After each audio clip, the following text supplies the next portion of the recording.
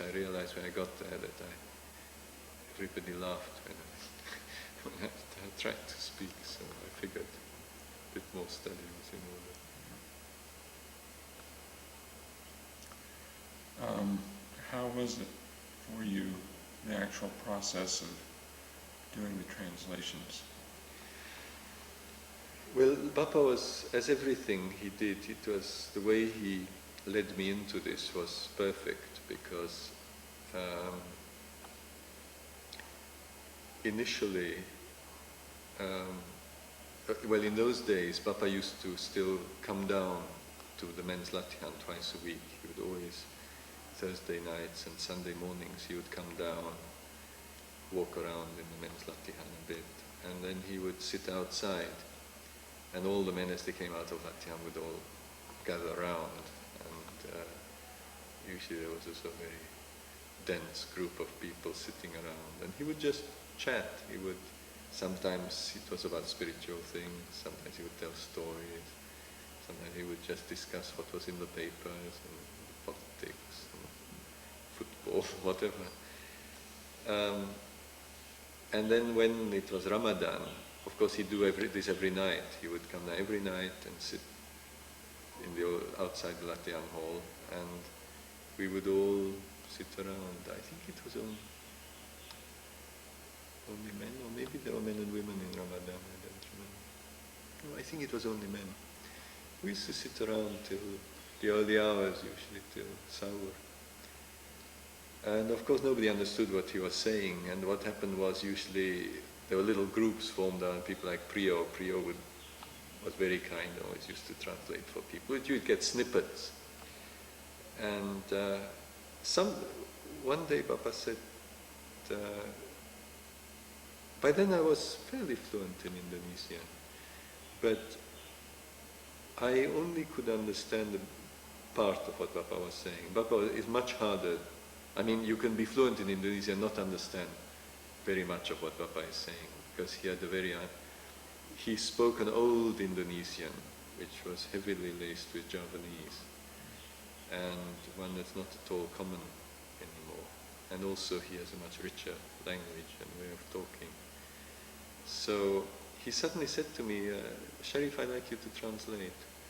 He occasionally, I wasn't the only one, he'd asked another Indonesian member to try and translate a couple of times. But anyway, he just said that. And of course, he must have seen I was petrified. But he said, don't worry, just whatever you remember, whatever you understand, don't translate anything you don't understand. So I said, okay. So that made me feel okay, because it meant, a bit of translation was better than nothing. And I wasn't, I didn't have to deliver a perfect translation. So I did this. After 3 weeks of this, by the end of Ramadan, I was understanding nearly everything Baba was saying. Just the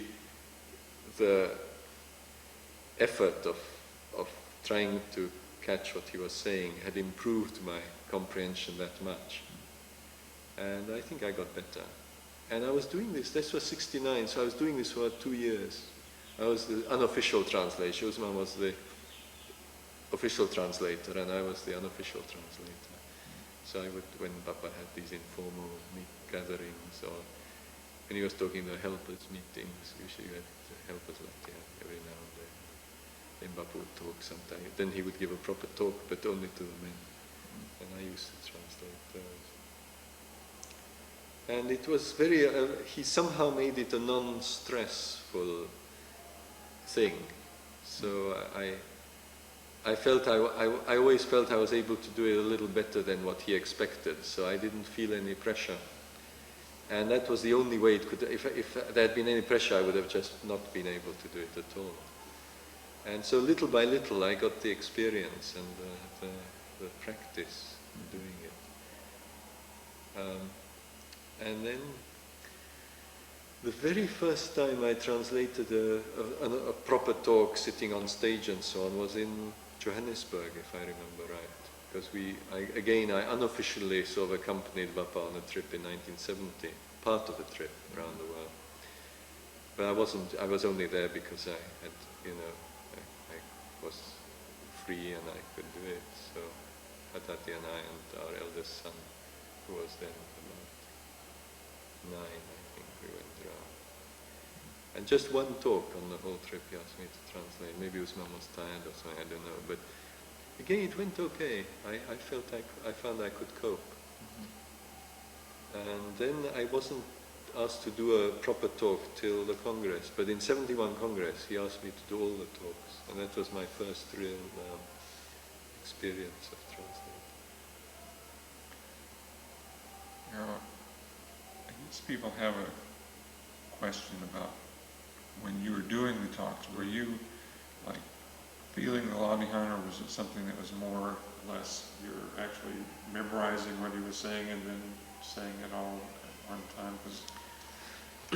It's very hard to describe, because unless you've done it, I think I don't know if I can really convey anything, but it's like I found, and this is something I had to learn, it's not, nobody told me how to do it, but I found that if I tried to understand what Bappa was saying and tried to remember it, that my mind would go completely blank, and I couldn't translate anything at all. I couldn't remember a thing. There was a certain state in which one was listening, paying attention to everything Bappa was saying, but not touching it.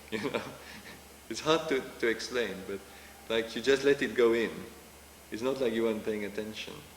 Because if you started daydreaming, then you lost the thread. So you weren't allowed to daydream, but you couldn't think about it or try to remember it. It's very strange.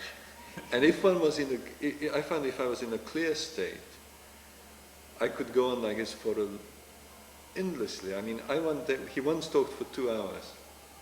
And because we just done, it was a helpers meeting, and because we just done a latihan, and I felt very quiet, I was able to translate the whole thing consecutively. And it was like you're following a thread, It sounds impossible, but if someone tells you an interesting story, you can retell it. You don't remember each sentence, but you remember the thread.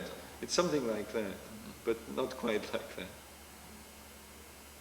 I think probably it was a gift that was given to me for the purpose, because I don't have a particularly good memory. But it somehow worked. But it wasn't easy. I was always terrified before the talks, because it seemed like I didn't know how it worked, so therefore I didn't know, I couldn't do it. It wasn't me doing it. So I was always scared, that it wouldn't work, that I'd forget everything. It was terrifying at first. After 10 years or so, I started to get used to it, so I wasn't scared. But for many years,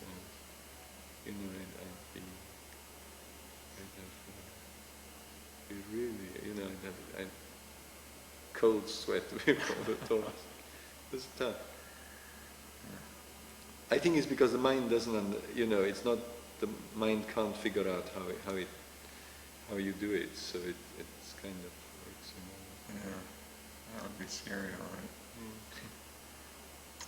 Do you have any stories or events or any things that happened to you while you were doing this work or around Bappa's house, or just anything that you might want to share?